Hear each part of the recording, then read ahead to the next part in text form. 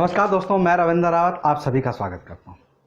दोस्तों, हम ग्रहों के बारे में यहाँ पर चर्चा कर रहे हैं, ग्रहों की युक्तियों के बारे में यहाँ पर चर्चा कर रहे हैं। और आज जिस ग्रह की युक्ति के बारे में मैं बात करूँगा वो है शनि और चंद्र की युक्ति के बारे में।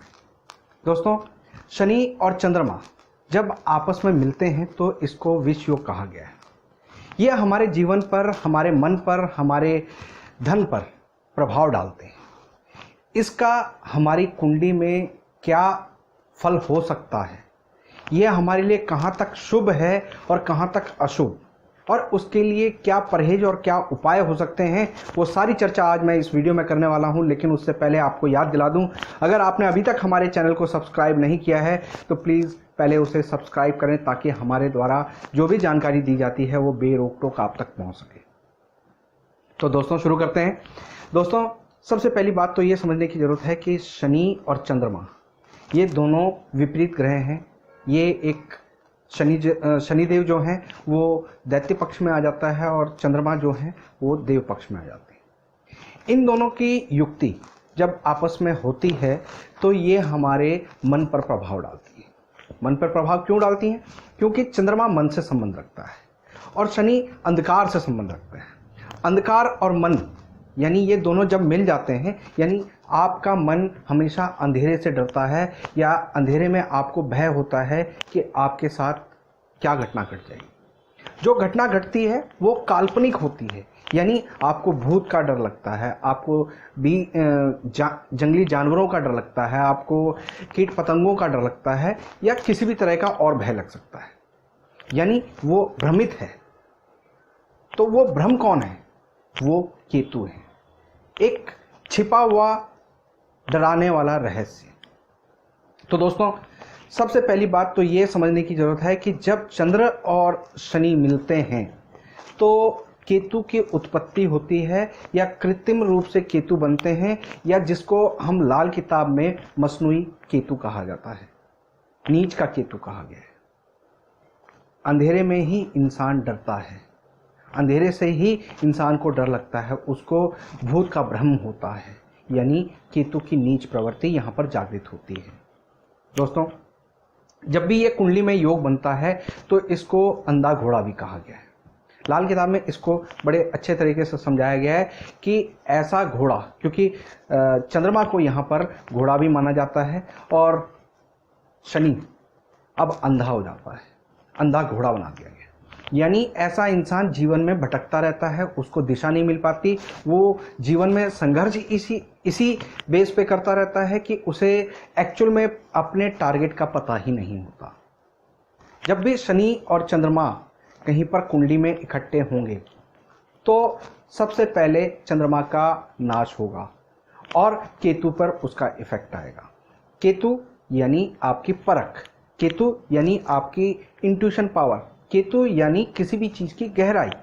अब वो गहराई जो जाएगी वो नेगेटिव सेंस में जाएगी, क्योंकि नीच का केतु बन जाता है। जब भी चंद्र और शनि कहीं पर कुंडली में आते हैं तो ऐसे परिवार के अंदर आंखों से संबंधित प्रॉब्लम आती हैं।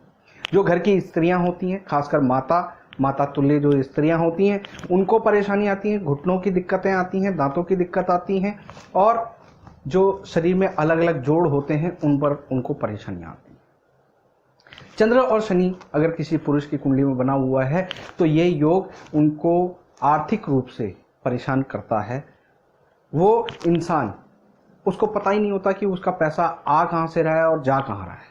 अगर वो किसी तरह से अपनी कमाई को रोकने की कोशिश भी करता है तो उसकी सेविंग पूरी तरह से खत्म हो जाती है, क्योंकि चंद्रमा को नगद रुपया पैसा कहा गया है और जो शनि है वो खजांची हैं, यानी कैशियर है। अब कैशियर बिल्कुल उस खजाने को उड़ाने पे लगा हुआ है।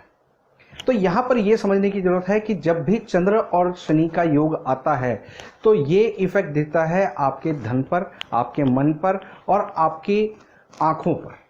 ये सबसे ज्यादा नेगेटिव इफेक्ट देता है।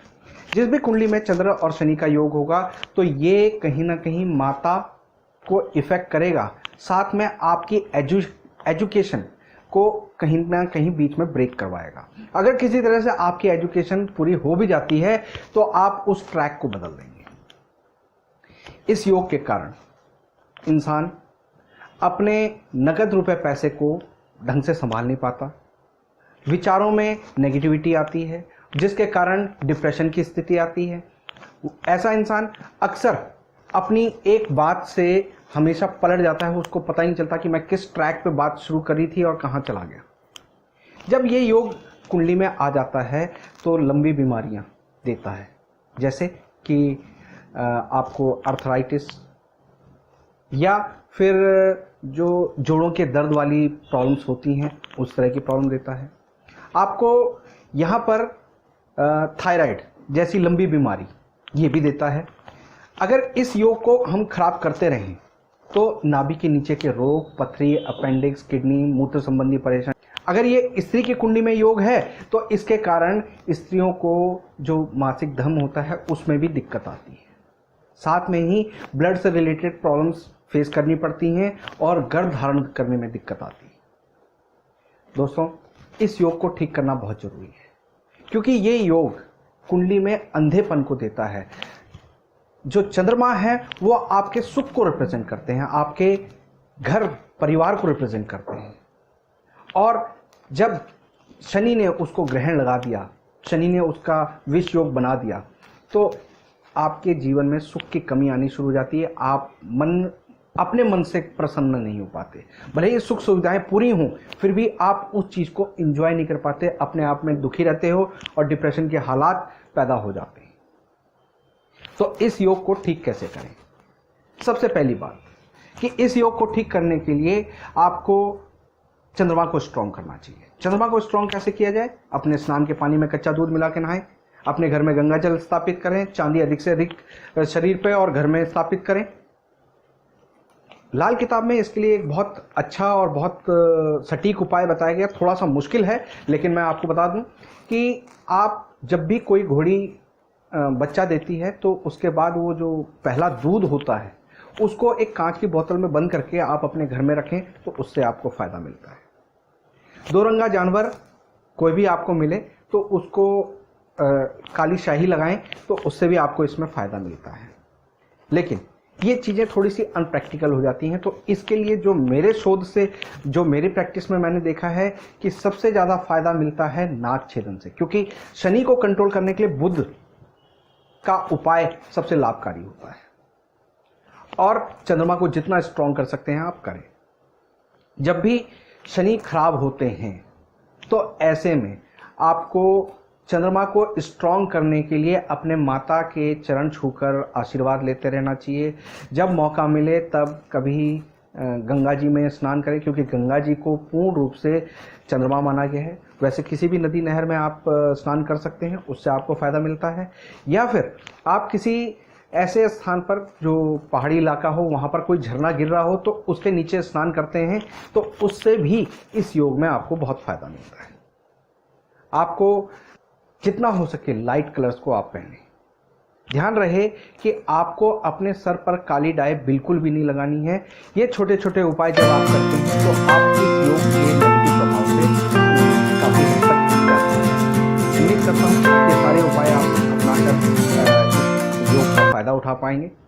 किसी भी तरह का कोई कमेंट हो, कोई डाउट हो, कोई आपकी सजेशन हो तो हमें ज़रूर लिखें और लाइक और शेयर करना बिल्कुल ना भूलें। फिलहाल मैं अपनी वाणी को विराम देता हूँ। नमस्कार।